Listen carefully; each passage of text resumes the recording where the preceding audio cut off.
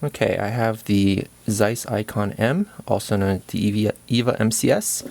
I'm not going to talk too much about the pick. I have a second video on that down in the description, but my camera can only record 30 minutes, so I got to get this in, and I'll talk about the gut in this one because in the last one, the camera cut out during the gut. So most of my commentary will be in the gut for this. If you want more commentary on the pick, it'll be in the other video. Alright, anyways. Okay, so the C-clip fell off. I've loosened the C-clip because that really slows things down a lot. But there's the key. And pulling this out will scramble all the rotors, but I'll go ahead and scramble them again with the magnet. There we go. First step, get this ball bearing to get my false set. There we go. Now shield one side of it. I'll shield the right side and I'll start on the left.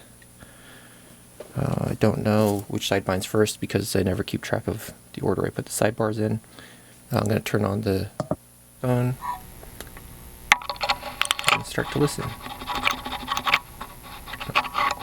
Nothing on 4. 3 is moving, 2 is moving, 1 is moving. Alright, let's try messing with number 4.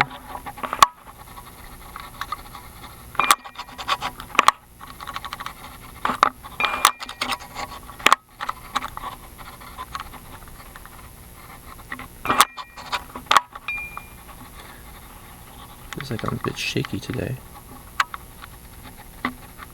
Yeah, I'm really shaky today.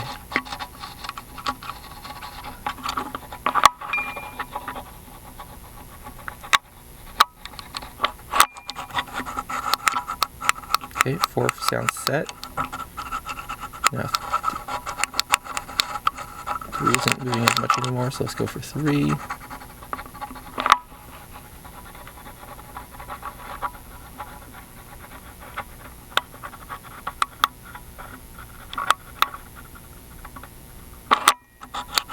Three sounds set, 4 sounds set,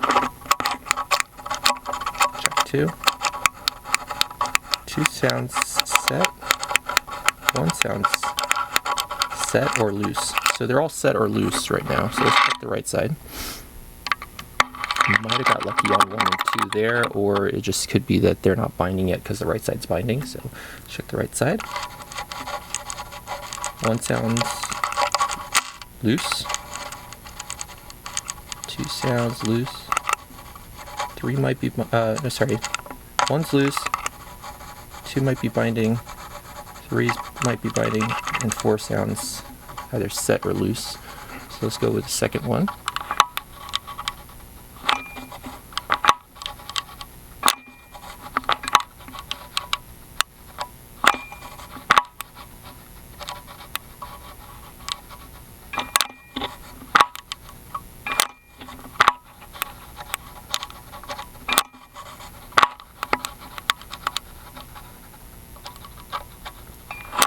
If I mess with it for a while and I don't get anything, I'll go on to another one and see if... Oh no, I got something. Oh, my phone alarm going off telling me to take my medicine. Convenient. Alright, that sounds like movement. Doesn't really sound set. We'll check some of the others. Oh, because that's the first one I got off. Alright, I hear movement from 2. 3 no longer has movement, so let's try 3.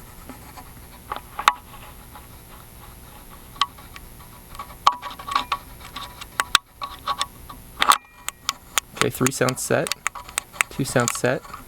Let's try 4.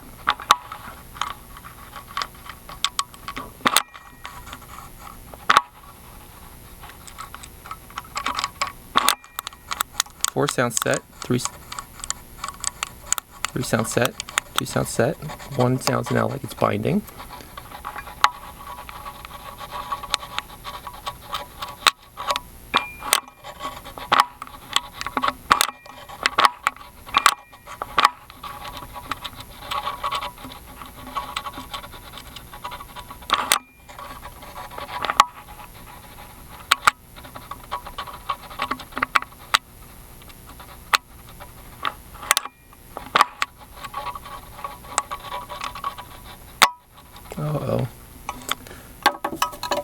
course, I gotta drop the top bearing at least once, right? Let's go ahead and find that top bearing again. Hopefully not messing anything up with kind of how it jolts the system. Alright, let's check that everything's set still. 2 sounds good. 3 sounds good. 4 sounds good. Go back after 1 again.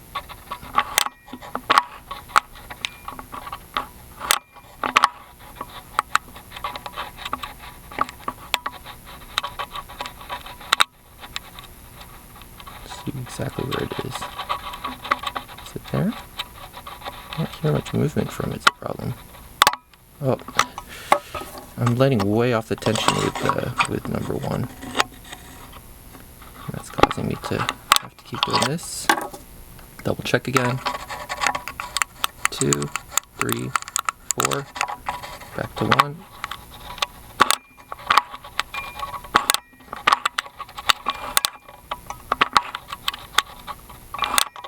Come on, number 1. You can do it. There we go. We're open. We're open, as you can see. We're here. Oops. All the way open. So we'll go ahead and we'll drop to the gut. Let's go ahead and turn on autofocus and we'll zoom out. Drop our camera down a bit. Around there. Oh, let me turn off that microphone. All right, get that out the way. Bring pinning tray out.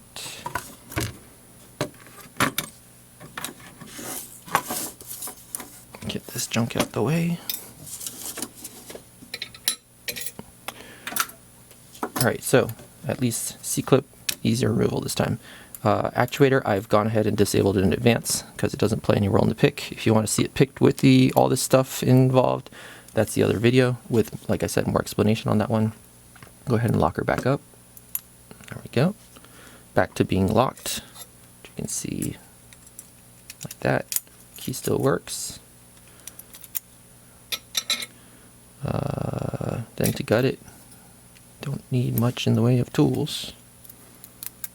Just need a lot of luck. Lift that ball bearing, get it to come out some, wiggle it, get that ball bearing again, I think. So it's like a combination of wiggling and ball bearing until you can get it out, and getting it straight sometimes or getting it crooked sometimes.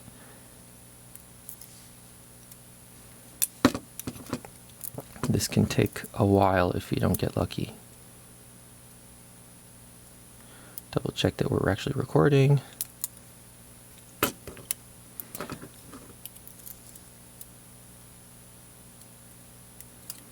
And we'll zoom in a minute once we get this core out, or this plug out.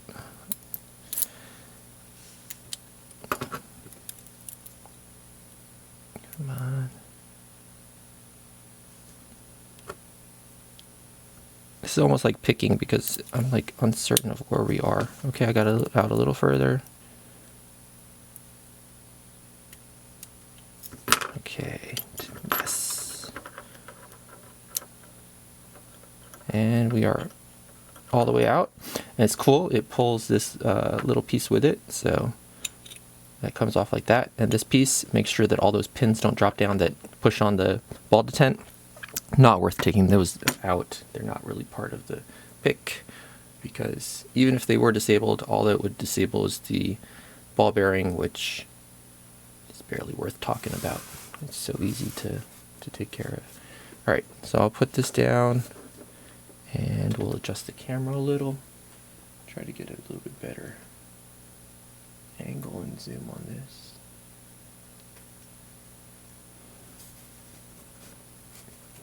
Okay, so the core, these two pieces come off. They're just these little two half. Are we not? What are we focused on? Okay, maybe we'll go back to manual, focus. Where are you?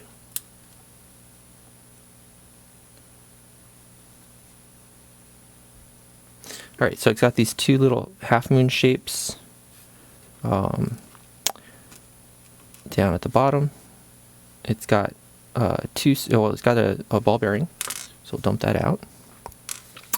Then we've got 2 sidebars. So here's sidebar number 1, and the sidebars have a pin, 1 pin on them, so that pin has to go into one of the slots on the rotor, and it has a little spring that keeps it in place. When you put rotation on the core, this sidebar tries to slide towards that spring. Okay, so that's one of the 4 pins of the sidebar.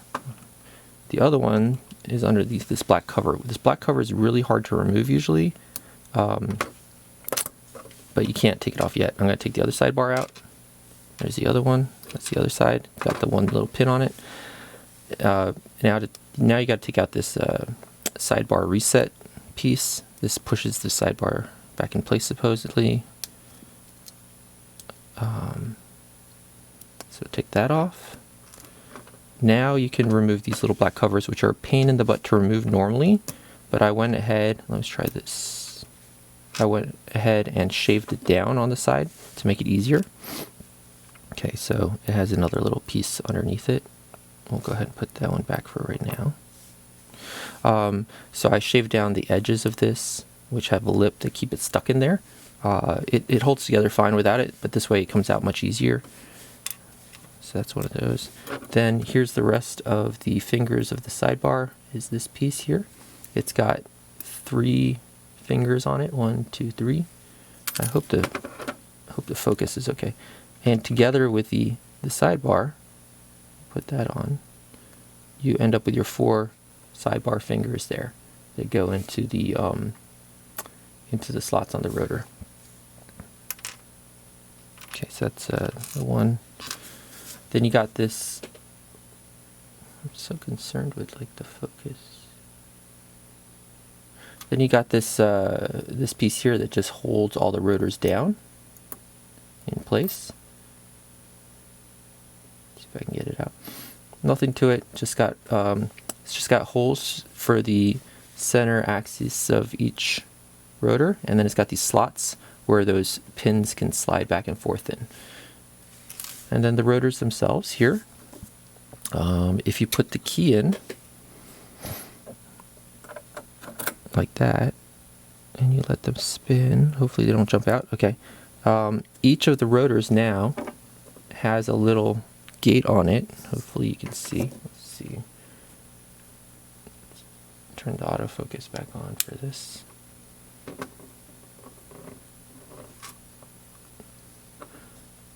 Okay. Each of these rotors now, if we let the key work on them, you see them moving a little. This one has hopped out of place, so it's not being turned. Yeah, this one is out. Okay. Some of them don't look like they're turning. If I put this piece back down on it, that'll help them get centered again. And then I can do this, put the key in, and now when I take it off, they'll have all moved. Okay, and now you can see, hopefully, if the lighting is just right, that each of them has a little slot down at the bottom here. That's the open gate where those fingers can slide up into. Some of these, I guess maybe for like a master key system, have 2 gates in them. In fact, rotors 1, 2, and 3 have 2 gates in them. Rotor 4 just has the single gate. So rotor 4 has the gate here, whereas one of these other ones, let's grab this one, has, I have the autofocus on, right? Yeah. Has a gate there and a gate there, so opposite sides. There's 8 possible positions that this can spin into. So what you're basically doing with the pick is you're reaching in and you're moving those to a random position, putting the tension on, which tries to get this thing to slide into position, which causes one of them to bind, and then that's the one you want to work on. You do it until you get into a gate, and then you work on a different one. And it's kind of like a pin and tumbler or any sort of lock, slider lock, whatever, that doesn't have any springs. Like these don't spring back, so you can go work on the next one without impacting the previous one. I'm going to put the pieces on this one just so all the rotors don't fall out when I flip it over.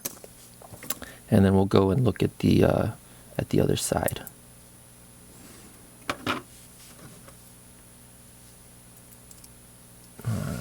But focus is all. Alright, so I won't put that on. Or actually, maybe no, I won't, because then I can slap it in here.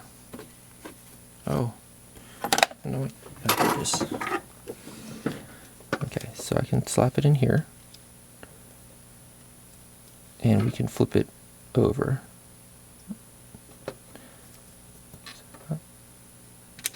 Well, we should be. I'll flip it over out here.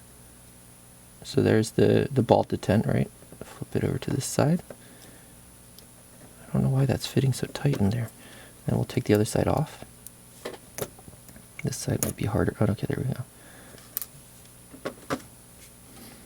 Again, the three fingers there, the rotor holder, and there are the 4 rotors for that side.